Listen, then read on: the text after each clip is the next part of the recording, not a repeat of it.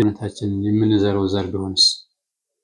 እያንዳንዱ ቃል፣ እያንዳንዱ አመለካከት፣ እያንዳንዱ እምነት በትዳር ውስጥ በቤተሰብ ውስጥ የምንዘረውን ዘር ሆኖ መጨረሻ ያድጋል። እንክብካቤ፣ ርህራሄ ያድጋል። እንደዚሁም ቁጣ፣ ትችት፣ ጥላቻም ያድጋል። ዛሬ ለጥንዶችና ለቤተሰቦች በጣም ኃይለኛ ከሆኑ መሪዎች አንዱ የማዝራትና የማጨድን ህግ እንመለከታለን።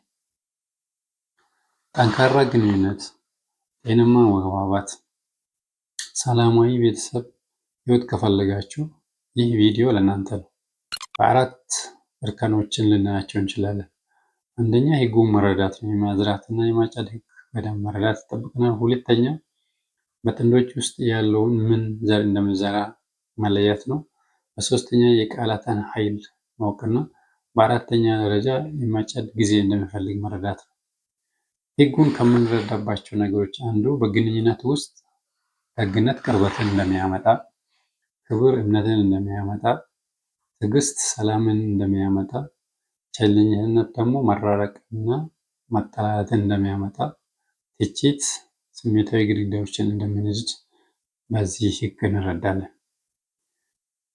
በትዳር ውስጥ የሚዘሩት ሁለት አይነት ዘሮች ናቸው። አዎንታዊ ዘሮች እና አሉታዊ ዘሮች ናቸው። አዎንታዊ ዘሮች ከምንላቸው በጥንቃቄ መደማመጥ፣ አመሰግናለሁ ማለት፣ እርስ በርስ ማበረታታት፣ ጥራት ያለው ጊዜ አብሮ ማሳለፍ፣ ከልብ ይቅርታ መጠየቅና ፍቅር መሰጣጣት ሲሆኑ አሉታዊ ዘሮች የምንላቸው ደግሞ የማያቋርጥ ትችት፣ ስሜትን ችላ ማለት፣ ጠንካራና ጥላቻ ያዘሉ ቃላቶችን መጠቀም፣ ታማኝነትን ማጣት፣ ትዕቢትና በስሜት ራስን ከፍ አድርጎ ማየት ወይም ዝቅ አድርጎ ማየት አሉታዊ ናቸው።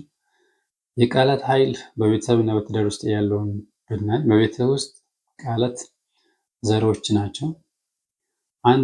ለምሳሌ አንድ ልጅ የሚሰማው ሁሌ ደጋግሞ የሚሰማው አንተ ጎበዝ ነህ፣ በአንተ ተማመናለሁ፣ በአንተ ኮርቻለሁ ብለን ብዙውን ጊዜ ደጋግሞ የምንናገር ከሆነ ቃላት ፍቅርን ሊያመጡ ወይም ግንኙነትን ሊመርዙ ስለሚችሉ ለዚህ ልጅ የወደፊት ህይወት ውስጥ ትልቅ ቦታ አለው ማለት ነው።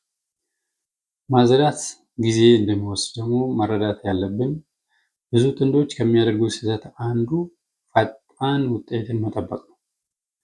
ልክ እንደ ግብርና ማዝራት፣ ውሃ ማጠጣት፣ መንከባከብና ማረም እንደሚፈልግ ሁሉ በህይወታችን ውስጥም ይሄ ፍቅራችንን ሆነ ትዳራችን እስኪያድግ ድረስ ጊዜ ሰጥተን መጠበቅ ይጠበቅብናል ማለት ነው። በትዳራችሁ ወይም በቤተሰቦቻችሁ ውስጥ የተለየ ማጨድ ከፈለጋችሁ ዛሬ የሚዘሩትን ዘሮቹን መቀየር ጀምሩ። ጤናማ ግንኙነቶች በአጋጣሚ አይገነቡም።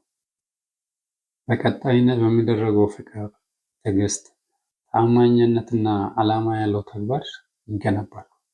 አስታውሱ፣ እያንዳንዱ ውይይት ዘር ነው። እያንዳንዱ ተግባር ዘር ነው። እያንዳንዱ ርህራሄና እንክብካቤ ዘር ነው። እያንዳንዱ ቀን ውብ ነገር ለማዝራት የምንጠቀምበት አዲስ እድል ይሆናል። ስለዚህ በህይወታችንና በትዳራችን ውስጥ የተስተካከለ ህይወት ማስቀጠል ከፈለግን በእያንዳንዱ ቀንና ጊዜ የምንዘራቸውን ዘሮችን በትክክል መለየትና ማጥራት ይጠበቅብናል። ይህ ቪዲዮ ከረዳችሁ ላይክ ማድረጉን፣ ሰብስክራይብ በማድረግና ቤተሰቦቻችን ለመገንባት ለሚፈልጉ ሰዎች ማጋራትን አይርሱ።